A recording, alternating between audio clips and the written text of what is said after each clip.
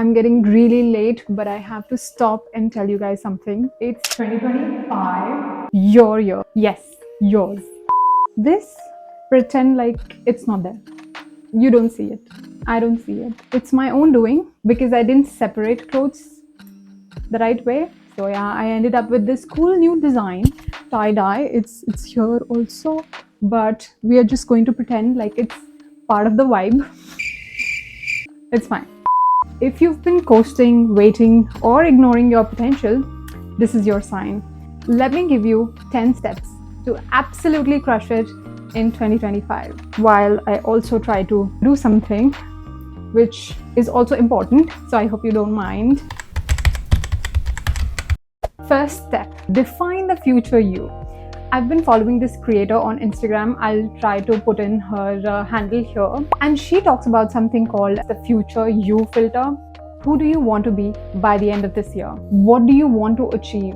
Write it down. Whether it's finance, fitness, starting your own business, or just being happy, just write it down. Clarity is what you need and what is going to guide you. And for this, you can even make a 2025 vision board, which I am planning on making as well. Maybe I'll do another video for that. Oh wait, I need to do something before I leave. We all have that one habit holding us back: overthinking, overspending, or scrolling endlessly. Focus on one at a time and try to eliminate that, because the future you cannot have all of those habits. Let me finish this. I have to go out.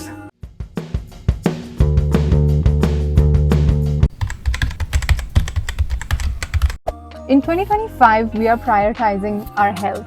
Start small. Maybe you can go for walks 10 minutes a day, or you can do some household chores. There's this amazing documentary about blue zones. I think it's on Netflix. And one of the most important things for long and healthy life is moving your body. Do household chores. If you think about the lifestyle that we have today, we don't really move a lot. So that's what we need to start doing. Drink more water and maybe get enough sleep. I mean, put that phone away. People are watching me record, and I think I'm gonna stop here. All right, on to the next one. Speaking of healthy habits, we just took the metro rather than going by our car to a temple, and we walked about 2 kilometers. 2 kilometers was it? Okay. Which I know is not a lot, but it was so worth it. I feel that dopamine rush. So yeah, highly recommend walking. Invest in yourself. Learn something new. Take that course that you wanted to take forever. Buy that book. Buy the gym equipment, or go to the gym. Take that membership that you wanted to take. And this one is also for you, Abhi. It's not an expense, it's an investment. Okay, I think that's our stop. I'll see you in some time. Okay, next. Staying consistent is key. This is where most people fail, when it gets boring, or it's not getting the results right away, or it's just too hard. But you won't stop, right? Prioritize self care. Have you seen our lifestyle lately? We need to do better. We need to cut down all those habits of having too much sugar, too much tea or coffee. It's really good for our skin too. Your energy fuels everything. So do some things to take care of your mind as well as your body. You can't pour from an empty cup. You need to take care of yourself first. And self care could also mean feeling good about yourself. And for that, if you need to do a little bit of skincare at night, if that makes you feel good, go for it. But also, don't forget your body, like the inside. Put good food in it, move your body. And it's not just about doing workouts, it could be some things that you do at home intentionally, to just not sit throughout the day. And this is something that I'm trying to change about my days.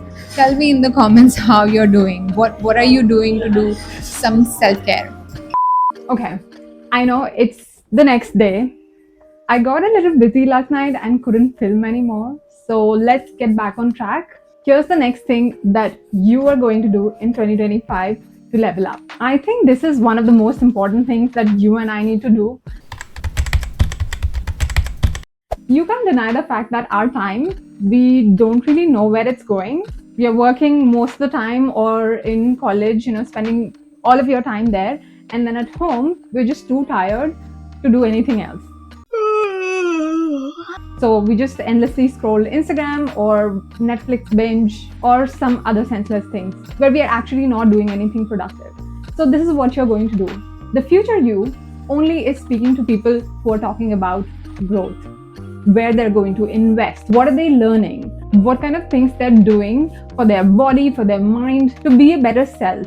Instead of wasting time on these apps, what you might want to do is spend time doing something that is going to matter in the next 6 months or few years down the line. It'll be great if you can instead spend time with your family. Trust me, we've all had that phase where we think that our parents are being too strict or they're ruining our lives by not letting us go to a concert or not buying the things that we want them to buy for us. So we may not be as grateful as we should be. I used to think all of these things, but then now I realize whatever my family was doing for me was exactly what I needed. I couldn't be here, whoever I am now. I couldn't be that person if it wasn't for them. So I'm eternally grateful. Thank you, Mama, Daddy Ji, thank you. So I want to spend time with them as much as I can, and it gives me immense happiness.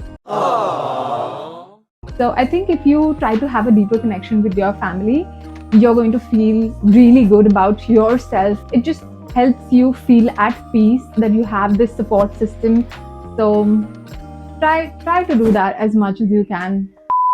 Okay, I'm sorry, but I'm just not able to film this video, the whole thing in one day. But you've got to give your girl some points for trying. I'm going to keep going until I finish this video. I hope you're okay with how this video is going and so many changes. Let me know if that works, because honestly speaking, I do a 9 to 5 and I don't get a lot of time. Over the weekends, I want to spend time with my family and friends and shop and do my skincare and whatnot. So I'm not getting a lot of time, and so I'm trying to be as efficient as possible. And whenever I'm getting some time, I'm filming these. So I hope that's okay with you. Okay, getting back to business. The future you in 2025. The next thing that we are doing is something related to this little folder. Does this remind you of something? This obviously is a documents folder, and this is mine. Any guesses what this is missing? It's missing my driver's license because I don't have one. It's missing my last name because I don't have that either on my documents. It's only my first name. It's also missing my college degree because I've been doing fine with the provisional degree. So never bothered to go back to Punjab and get my actual degree. So yeah, it's missing a lot of things actually. So that is what we are sorting in 2025. Your documentation. If you've not got that driver's license, that passport, the land that should be in your name or the house that should be in your name, let's get that done. Any bank accounts you need to close or you need to open or you need to get on those SIPs, get it done. It's only tiring or it seems complicated because you're not doing it, but once you actually do it, it's not that difficult, honestly. I'm telling that to myself as much as I'm telling it to you. Yeah, let's get this sorted. So the next thing that you and I are doing in 2025 is, because like I've said in this other video that I made, and many philosophers and great thinkers, they've told us that growth happens outside your comfort zone. So whatever makes you uncomfortable right now, be it speaking up in front of a lot of people, speaking to people who are at high ranking positions, maybe at work, and you maybe find them intimidating. Like I used to, my manager used to push me, like if you feel uncomfortable or if you're uneasy when you go on these calls with VPs and directors, he used to push me that no, I'm not going to take the lead, you take the lead, you've done the work. So that actually made me comfortable. He helped me prepare like a script before the call. I would just make sure that I have all my reasoning, rational and everything ready so that I don't feel as uncomfortable. So that actually made me really comfortable speaking to people at higher positions than me at work. Anything else like driving, swimming, cooking, speaking to a girl that you like. Do that uncomfortable thing, because that is where the magic of growth is. I could talk on and on about uncomfortable things because sometimes saying no is uncomfortable. Try a lot of uncomfortable things over a period of time, and you'll see by the end of 2025 it's not that uncomfortable anymore. You can even set small goals for yourselves.